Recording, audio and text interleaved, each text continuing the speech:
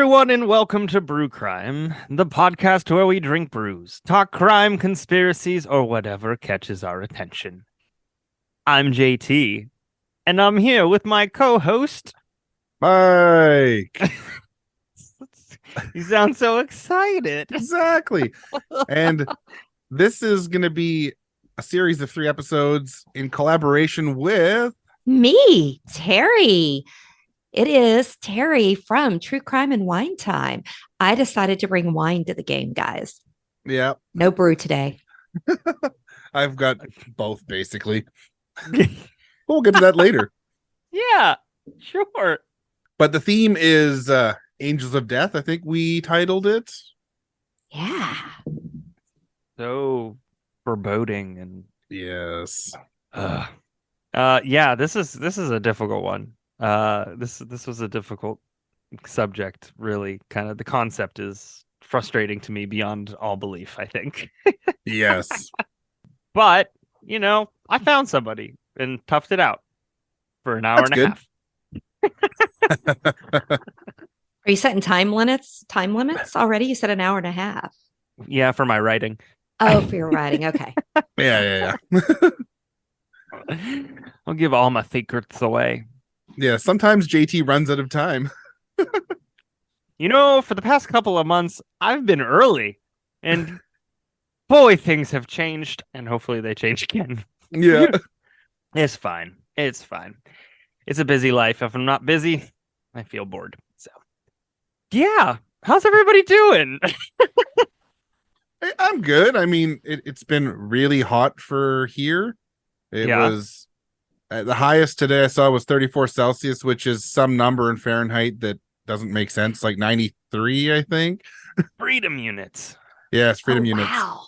And it's very hot for here at this time of year. That used to be hotter than it ever got here like a decade ago. And it's only May. Yeah. And I work don't outside. Like that. No. Ooh. A lot of times, like, up high. Yes. Not today, but yes, sometimes. Well, and you're closer to the sun. So But is watch it out there, breezier Copernicus. when you're up high? Sometimes, yeah. Like today, there wasn't much of a breeze. But like if I'm up on the 15th story of a tower, then yeah, usually there's a bit of a breeze up there. If I'm 3 stories in the ground, there's almost never a breeze. Yeah, probably. And if there is, there's a problem there. Yeah. So I was looking today. It was 31 Celsius here in Austin, Texas today. Currently, it's 27. Yeah, like the weather station, which is actually at Vancouver International Airport, which is right on sea level, a lot lower, was like 26, but actually where I am is in the early 30s. So yeah, it's warm. I just want to say that when I think of you like on top of a tower or a building, I just see you on the corner just with your arms outstretched with just the wind blowing both sides of your beard backwards. That's what I see. And it makes me very happy on the inside. On a windy day, everybody yes. Else. Good visual. It's not windy. Yeah. Stand up there doing the whole Titanic thing. Yeah, you just got to get I almost said big burly man, but you are a big burly man. You'd have to get a bigger burlier man, and I don't think that exists. It does actually. Oh, yeah. Well, yeah, so we're doing Angels of Death tonight, and my case is about Niels. Believe it's Niels because it's German. Niels Högel is his name. Sometimes I feel like he's a bad person. Well, yeah, he's an asshole. We'll find out just how big of one. Pretty ginormous. So I can think of a long list that's like numbered from types of crimes that I hate more than others. I think we all have some rankings, right? It's like in prison. Mm-hmm. There are some people who rank way down low and up, right? Crimes against children, obviously pretty much at the top there. Yeah. Crime driven by hate or intolerance, way up there too. Way up there. One of the things that I think are the most tragic and horrendous cases are those in which people preyed on the trust that others had in them. And the ones who we count on, right? Who we count on to take care of people. And those people not only commit heinous crimes, but they also destroy trust, not only in themselves, but in an entire profession. And the question of what if always comes to mind after an event like the one we're about to talk about, whether we want to accept it or not. This drives me crazy. Were you all, is that how you felt? Absolutely. My case, I got so frustrated because there were clues, there was hints, other staff members were talking, and the powers that be were like, oh, no, no, no, no, would never. It's okay. And let this person get away with it for Mine was quite a awful. while. Yeah, mine was Yeah. awful. And I think mine has some of those themes too, Terry. And I think we're all going to be just frustrated after this. It's what I see coming. We're going to need libations. Right. Good thing we've got them. We do. And I don't have a beer tonight. I have water and I have wine and a big beard and I'm white. So obviously I'm Jesus, right? That's how that works. But is Jesus real? Some people say. So does that I mean don't know. you real? I Not can tell real? you he's not white, that's for sure. I can promise you 90% of the illustrations in your state and mine are not Agreed. accurate. Mine too, though. Really, my province, because yeah. Well, then white Jesus has gone international. Oh well. Yes. Anyways, but yeah, I have wine and water, so I'm blaspheming is what it is. What kind of but wine? it's a sweet red, and because it is kind of bottom shelf Aldi brand Winking Al, it doesn't really mean that it tastes bottom shelf, but I think it carries a little more sweetness than I like. I kind of like a little more of a bitter, sweet red, if that makes sense. Terry, does that make sense? I always ask you Absolutely. guys. You want something more bold, something more tart on your tongue. Drier, Yes. maybe. I know that much. Yeah, man, the last series of streaming that I did at night, I drank a Chianti, and I really liked the Chianti that I had. And boy, that was also a cheap one from Aldi, but it knocked my socks off. It was so good. But you know, just to tell you, the $2 chuck from Trader Joe's, if you take their $2 chuck red, aerate it, open it, leave it open for about 4 or 5 hours. I've done wine tasting with people who know wines, Mm-hmm. and they never guess it's a $2 chuck because you So- let it open, let it Yeah. air out, get it stuff. It can rank up there with the more expensive ones. So it doesn't matter what it costs. It's about how you prepare it. Here's the difficulty with that, though. I mean, my problem is once a bottle's open, I don't want to wait. I get it. Just You wanna want pour the sucker. instant. Gratification, yeah. Instant gratification. Yeah. Anyways, so that's You what are, I'm- man. When it comes to wine and alcohol, yes. Everything else, no. But yes, but in terms of that, probably. So yeah, so I'm talking about Niels Högel, the German serial killer.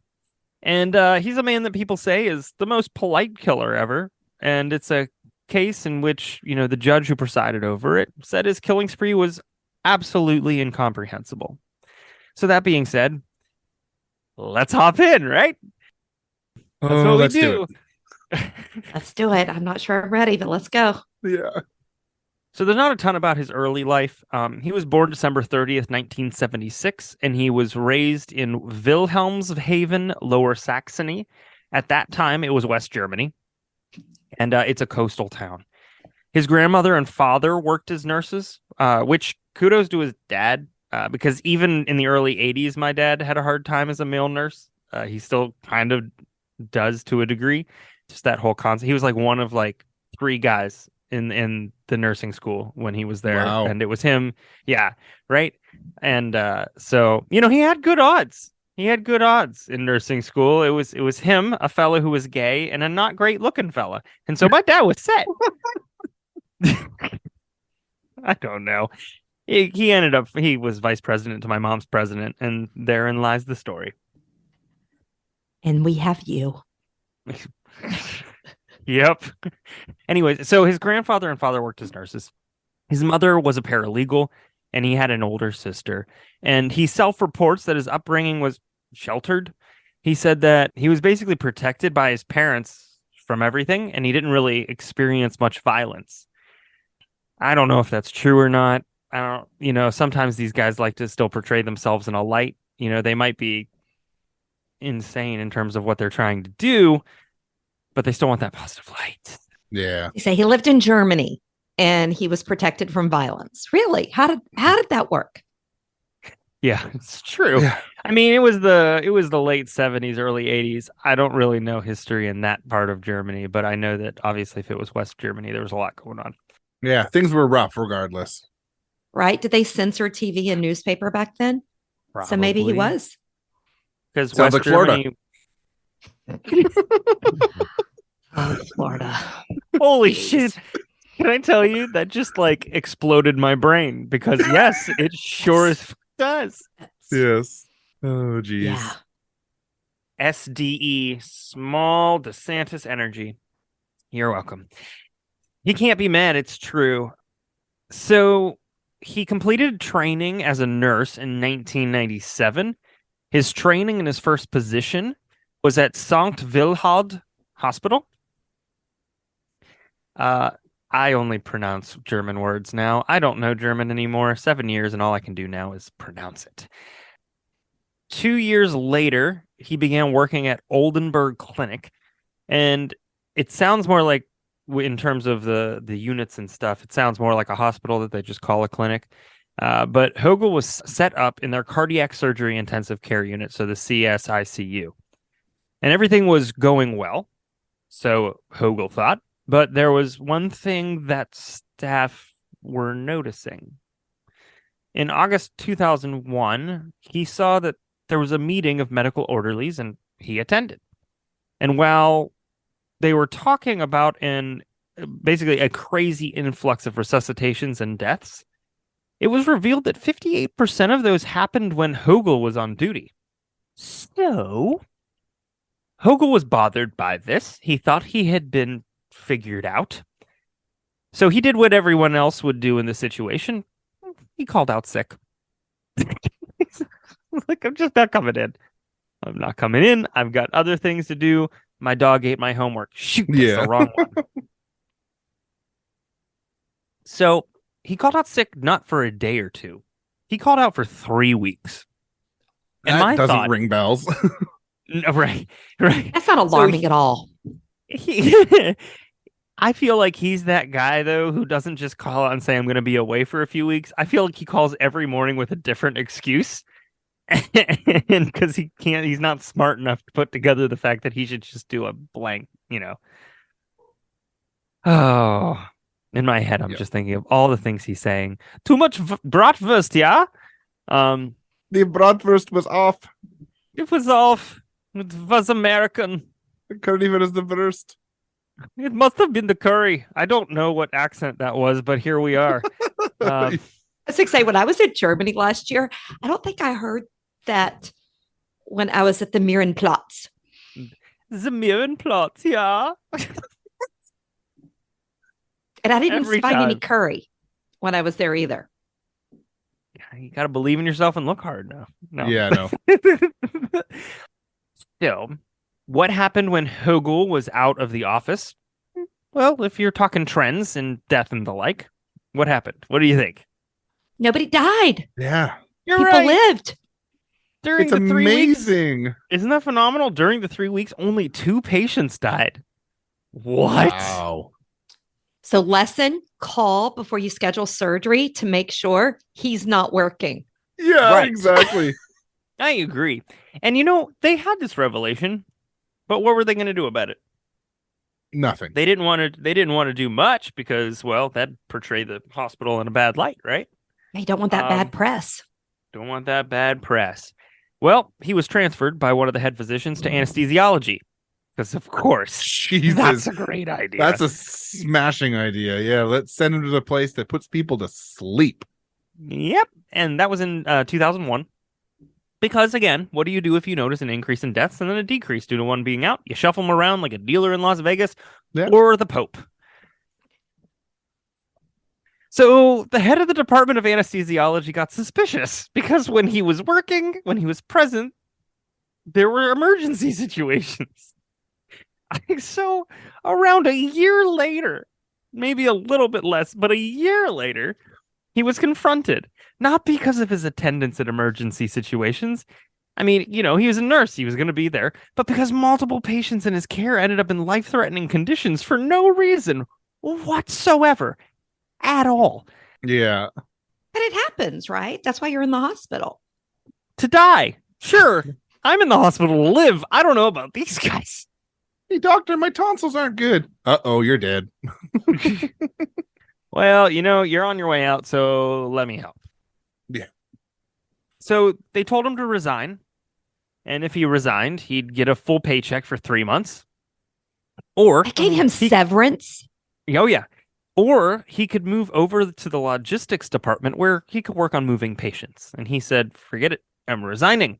What is he, a politician? Right? Oh, go get ready. Because if this didn't piss you off, this is going to really piss you off. So also in the deal, I think this is how this worked. A reference letter was included that they would write him one if he left. And okay. Oh, well, got to remember my day job's HR. They wanted to give this mother a reference letter after suspecting him of killing people. This mother trucker got a letter. Not only did he get a letter, but it was written by the director of nursing. Now, here's the problem with this reference letter, especially considering in 2 units they witnessed the same stuff. They saw the coincidences, and usually the agreements are to protect their own skin. And I get that. I get that. Because then maybe the person won't talk, etc. But they decided that they were going to do it, and they didn't just give a decent review. They gave a glowing review. It's like they asked for like a 5-star review, and then they copied and pasted from Google in the 80s. Nope, sorry, 2001. So this is some of the stuff that they wrote. Circumspect, diligent, and autonomous work ethic, acting prudently and in an objectively correct manner in critical situations, devotedness and cooperative conduct, and had completed assigned tasks to the utmost satisfaction.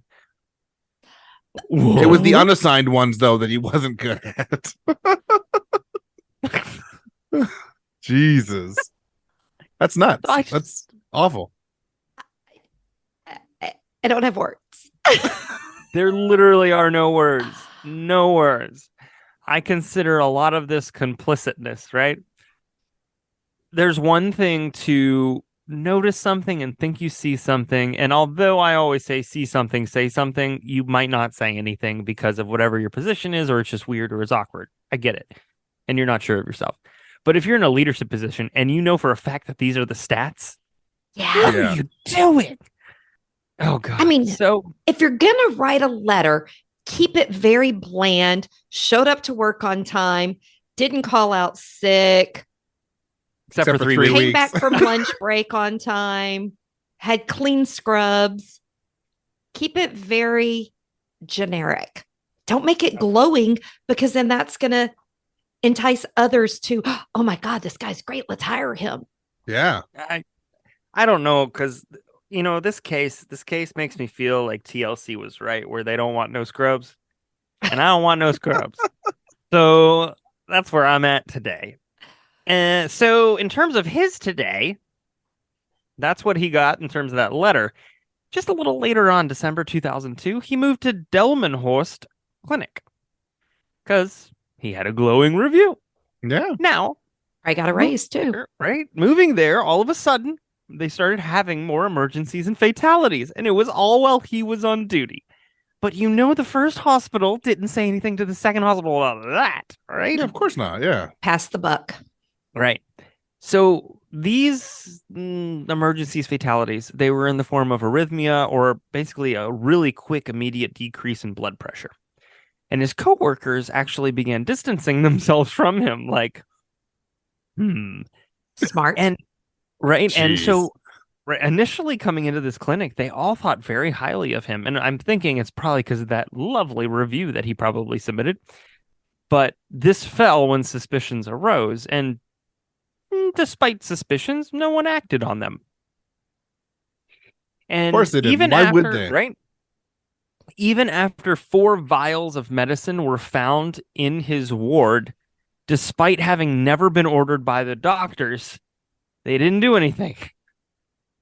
So in June 22nd of 2005, his coworkers caught him changing a patient's syringe pump to administer the wrong dose. I think it's Ajmaline.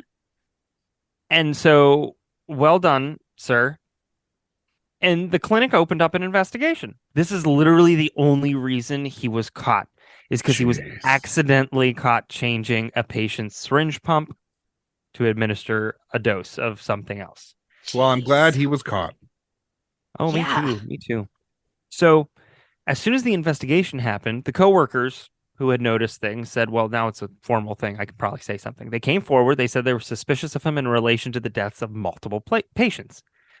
Now, they looked at all the deaths in the hospital between 03 and 05, and they found out that 73% of the deaths were connected to his work schedule. 73%.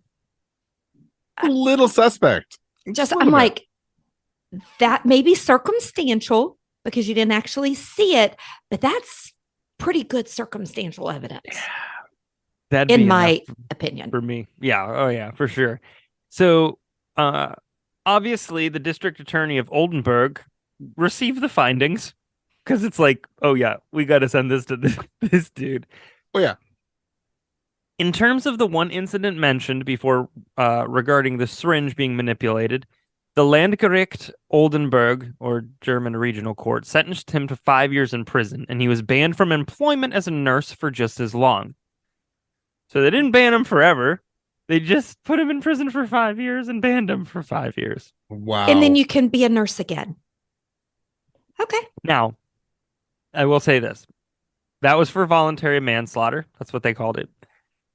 After that verdict, there was a joint plaintiff that appealed the decision for something more, and the court reversed the decision in June of 08, and he was given 7.5 years and a lifelong employment ban. That's better. So they fixed that a bit. Oh, they fixed the ban, not the... It should have been more than that for a sentence, but... Yeah. Yes.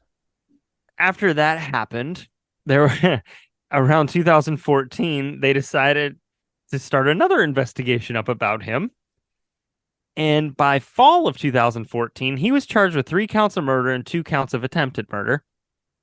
He confessed to those charges, and he also confessed to 30 more.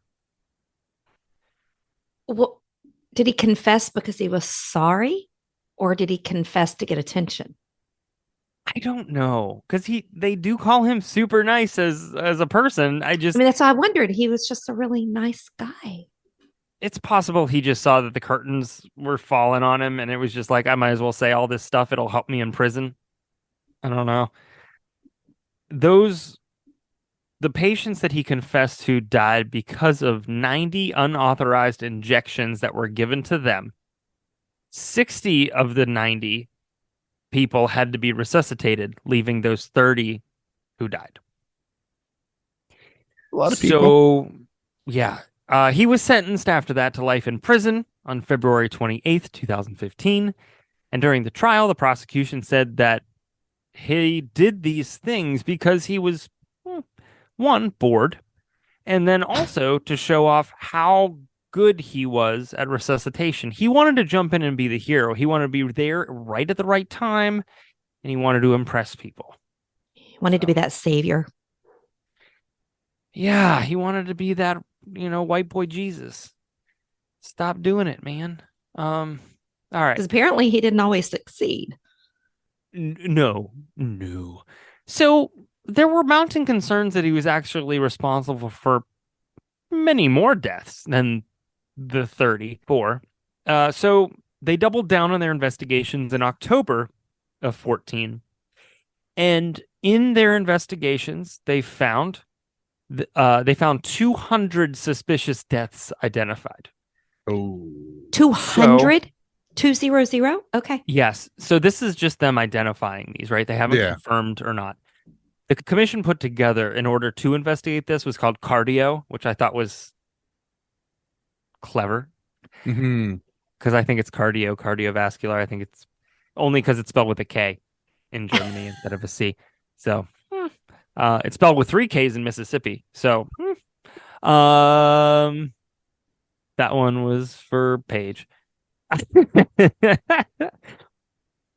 In this, investigation, they exhumed 134 bodies across 67 cemeteries. And the investigation was 3 years long. Holy Now, macaroni. right? That's a lot of bodies. That's It a lot. is, yeah. That's expensive. Also true. However, they had found so many suspicious deaths. I bet you it was worth it to close out some of these things. Well, Yeah, Um, absolutely. I say yes, but on one hand, you can't sentence him to life many more times. So if you get him on 50, what's another 100? I it, mean, you except know, for the families, I would have just Yeah. said he killed them all, and I would have just blamed them all on him. yeah, I agree. I mean, I think this was a case in which the police slash hospital slash whatever government actually was doing the right thing by the Agree. families, I think. I agree. Which is really funny considering it's Germany. So the investigation over. I'm just offending everybody tonight. I am an Well, I mean, equal hey, opportunity offender. I think that they really pushed hard to do the right thing after that war. They're just looking for that feather in that cap. Mm-hmm. The investigation was 3 years long. Decomp for many had progressed far enough to where they couldn't get much from the bodies. 101 patients. So 134 were exhumed. 101 couldn't be. That's over 200. I'm guessing the 200 was an estimation. Yeah. But the I don't 101 math, bodies but could. yes. It don't math, and I don't math, and we don't math. But 101 patients couldn't be autopsied because they'd been cremated. Makes it a little difficult. It does, yeah. Can't exhume those.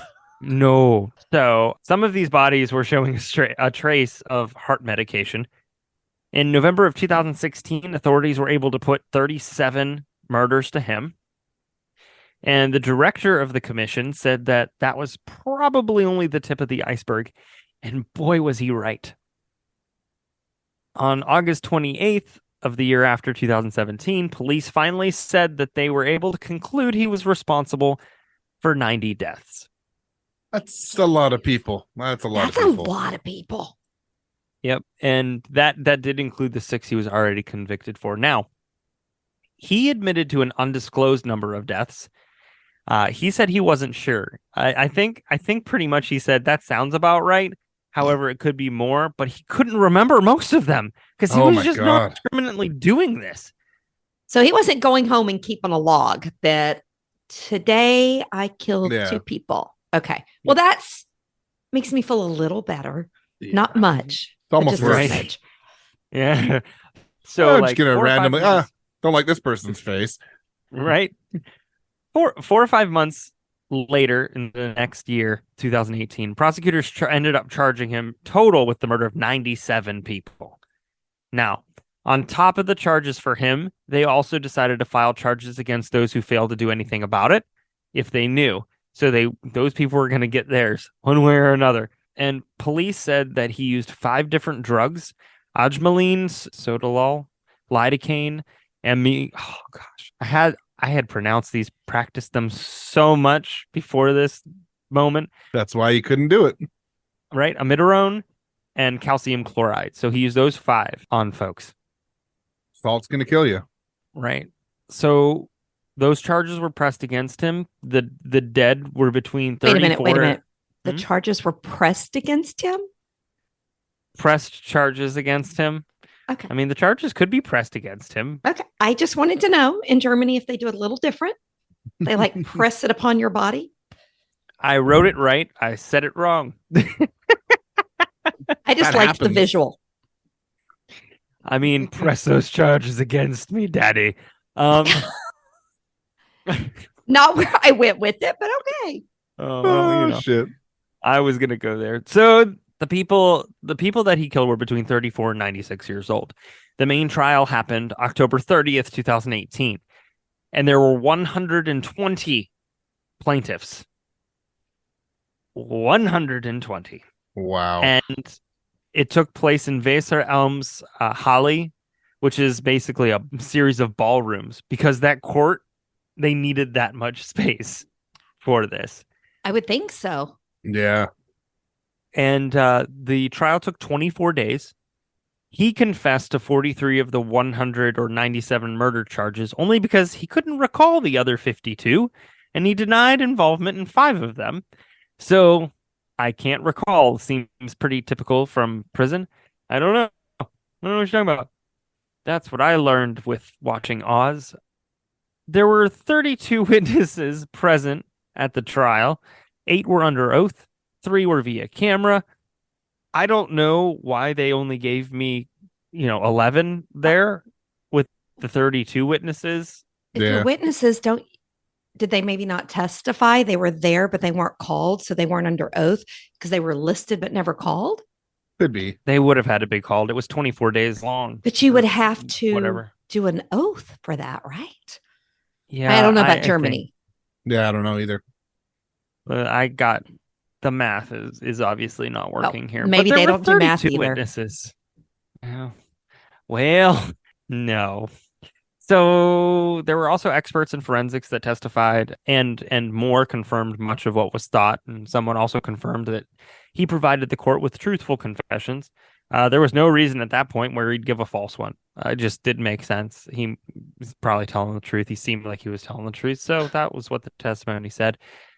I don't know why, but I guess they found that to be important. Although in 2018, that's kind of the realm of making a murderer / staircase. So maybe they wanted just to prove the fact that this was a true and honest confession. Maybe, yeah. But haven't we learned that sometimes people lie? Have we learned? Have we? Because I there's guess still we one haven't. running for That's right. president. And I don't know what to say about that. But, yeah. We're gonna all have to move to Canada. So, Mike, we're coming to on live up. with you. I'm actually going to go to Finland. That's good Well, too. Yeah. Let's just buy like an island off. Does Finland have any islands off of it? We should buy one. Lots of islands off of coast of BC. We can do that. We'll just island hop. We'll Works just buy for me. 2 island hop. It'll be fun. The defense said that evidence was insufficient in more instances that would have allowed conviction, and they wanted and the defense wanted him to be acquitted for 31 murder convictions, and then 55 attempted murder convictions. It's just they were like, there's not enough evidence here, and Do I'm they sure not what have they the were death trying penalty there? I'm guessing. Because 100 and something people, I would think the death penalty. I mean, I live in a state where they'll kill you for anything, but Nah, it's out. they must not if they're wanting to have them excluded. It was abolished in West Germany in 1949, and then in East Germany in 1987, which you'd think it'd be the other way around, but here we are. I can Yeah. understand with their history. Yeah. We had to There's get through not the a lot of Nuremberg countries trials that first. still do capital punishment anyways. Oh, come on over to Texas. No, thanks. We'll still. Well, I lickety will be in split. August, but no. Yeah, while you're here in August, we're going to make sure we do not get on that list. Okay. Yes, exactly. Yeah, please don't become a part of a documentary. You will cover us, right, JT? If something happens to Mike and I in August when he's here, you will do an episode or 2 about us. On all 4 shows in very different ways. We will definitely do that. And then we'll also live stream the trial. It'll be great. Okay, great. perfect. So we're covered, Mike. We will become infamous. Okay, sounds good. So he was sentenced to life imprisonment. They found him guilty on 85 separate murder charges, not guilty on 15. He wanted to be the hero. He wanted to come out smelling like roses, and now he just smells like prison, which I'm sure is fantastic. And he appealed the verdict, but obviously it was kept in place. And on the last day of the trial, he apologized to the victims' families. I don't have a transcript of that. I don't know whether it was honest. It very well could have been, at least semi-genuine. He was a nice honestly, guy, remember? well, as shitty as he was, and as many people as he obviously took from this earth way too soon and unnecessarily, there wasn't anything else behaviorally that indicates that he was mean that I could find. So Well, there's a if you difference take between being polite and nice. And I think we forget that growing up in a southern state. I was raised to always be polite, just like bless your heart, maybe Means fuck polite, you. but it is so not nice. I think we confuse those two things. that's Yeah, it's just like Canada. We're polite, not nice. Yeah. Yeah. that's I'm the like, first lesson I ever I learned may from be Mike. polite to your face, but I still got the knife ready for your back. Yeah, things just got intense. All I do is throw up a middle finger, like. But I mean, we can go there. Yeah, there it is. There it is. That's the knife. Ah, Oh, nice. like Mike has the Texas of knives. Everything's bigger in Mike. I don't know what that means. Just let it go. Okay, I'm just going to call this out. You said everything is bigger in Mike, not on Mike, but you said in Mike. So what are we putting in Mike? I mean, I don't know. Okay. I don't shame. It's whatever. I don't shame either. It's a good thing I'm a Hold long on. ways Heavy, away. don't get jelly. So Oh, geez. due to this and due to Högel, the two clinics he worked at said they were going to compensate the victims' relatives. Good idea. And they were also the first clinics ultimately to introduce a procedure called qualified necropsy, which that means that there's an additional coroner in order to prevent, any deaths by unnatural causes, etc. Yeah. And So a lot of question, sorry Yeah. to interrupt. You mean when you say compensate, did they refund the money they charged them for whatever services they were in the hospital for, or they gave them above and beyond? Or probably it didn't say. Or does Germany that- have medical that doesn't cost? I was going to say, is it privatized or not? I don't know. Germany has the free public health care. All Germans and legal residents of Germany are entitled to free medically necessary public health care, which is funded by Social Security contributions. Right. Boom. Oh. So that it was above and beyond. So it didn't Above and cost them anything. They went above and beyond. In addition, his supervisor from the first hospital in Oldenburg said that he was suspected to be involved, but overall they didn't prosecute. Why didn't they prosecute, even though they thought he was involved? To protect the reputation of the hospitals. Which destroys the reputation. What about the person who wrote the reference letter? Did they get in trouble? A lot of people should have gotten in trouble. And within the investigation, I think they found some stuff, but I didn't go that far. So these people are horrific monsters, and they prey Yes. on people who are vulnerable. They prey on those who can't even make decisions for themselves. And I'm glad that things happened, that they took it seriously and did a large investigation and then did a double that size and then triple that size. But what I'm not impressed with is the fact that they protected the hospital's reputation by not prosecuting the person that they thought was failing to intervene. And then at the same time, in the same vein, the hospital protected their reputation by not doing anything about this. And that is what led to those 97 deaths. I know 51 or whatever were convicted, but come on. He did it. Well, but like you said, vulnerable. When you go in the hospital, just like I was in the ER this week, I trusted the person that was there. Not once did I stop and think, oh, should I question this? Oh, y'all want to give me that? Okay, give it to me. You want to do that? Oh, you're putting something in my IV? Okay. And now that I'm hearing your case, I'm thinking how stupid I was. Well, and that goes back to what I said in the very beginning, right? When we hear about these things, the question "what if" always comes to mind. And whether we want it to or not, we know that not everybody falls within the category of like psychosis that this guy had, right? But we still think about it. And therein lies some of therein lies the biggest tragedy of it all, is because the good people who do a really good job in a rough career, that's not easy or often thanked, they all suffer because of one person. Yeah. I'm guessing it's happening now with me talking about it a few years later. But I give this case a qualified ugh. I just ugh. Don't worry. I think this it's just whole so frustrating. series is going to be like that. Oh say boy. mine's plus plus plus. Yeah. Oh, boy. Well, that's mine. my case.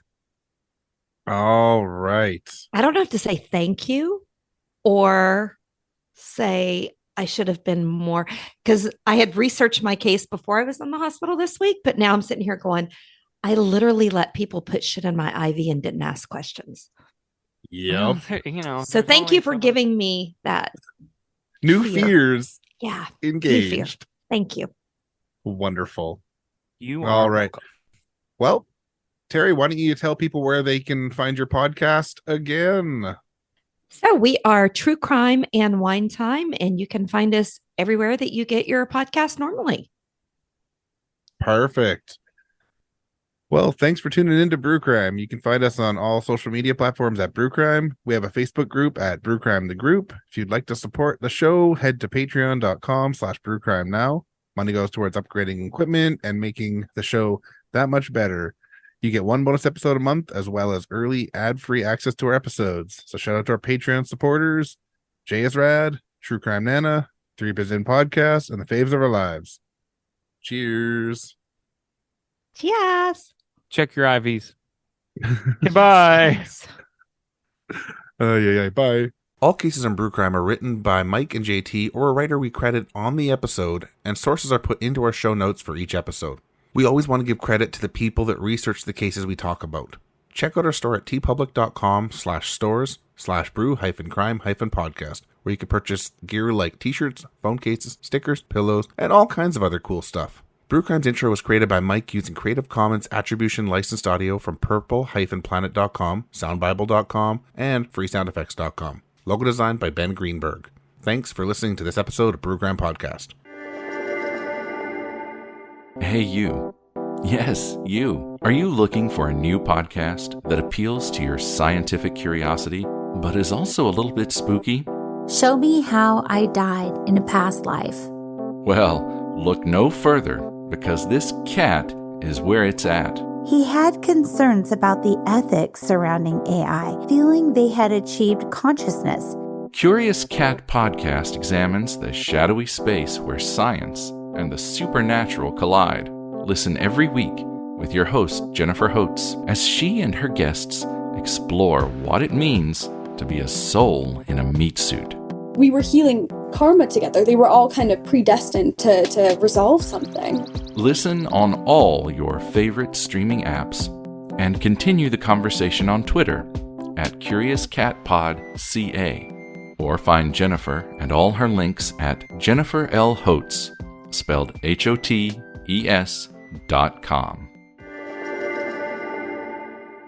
This entire time, it still says Dink Brews. What? It's been like, dude, it's been like that since I guessed it with you. Because I wrote it once and then I saved it as a intro script. Dink Brews. That makes me funny. It makes we you got funny. some dank brews. All right. We all ready to go? Ready for it. Oh, yep. All right, I'll press the intro. If you don't hear it, let me know right away. Oh, boom, boom, boom. King. Yeah. All right, you got to get one for that.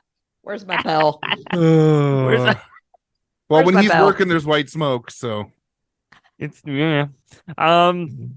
just like take one, pass it around, not there. Oh shoot, not there. It's literally, I feel like on his wall is just like the fantasy football draft or the March Madness bracket of priests. And he's just trying to put them in the right regions. It's not funny, but it is because it's so terrible. Just fire them. Just remind me to tell you my really bad Catholic joke one day when it's appropriate. Because it's really always good. appropriate. They're always appropriate. You for want Mike it now? to- I can tell you. Mike, you want a Catholic joke now? Go for it, and we can always cut it if we want to, too. So, do you know how you get a nun pregnant? I don't know. No. Dress her up as an altar boy. Yeah. It's true. Yeah. And I've told that to my priest before. So, I'm not ashamed. One He did day- not find it funny. Father Christopher said a prayer for me. But I hey, bet he did. when you're right, you're right. Yeah. Then you have to dress the nun up like an altar boy because the priests are too busy dressing in dresses. It's fine. And there's nothing wrong with You're that. already in drag. It's right. Oh man. Anyways, let's get back. Completely had a chunk of these. I shouldn't say it.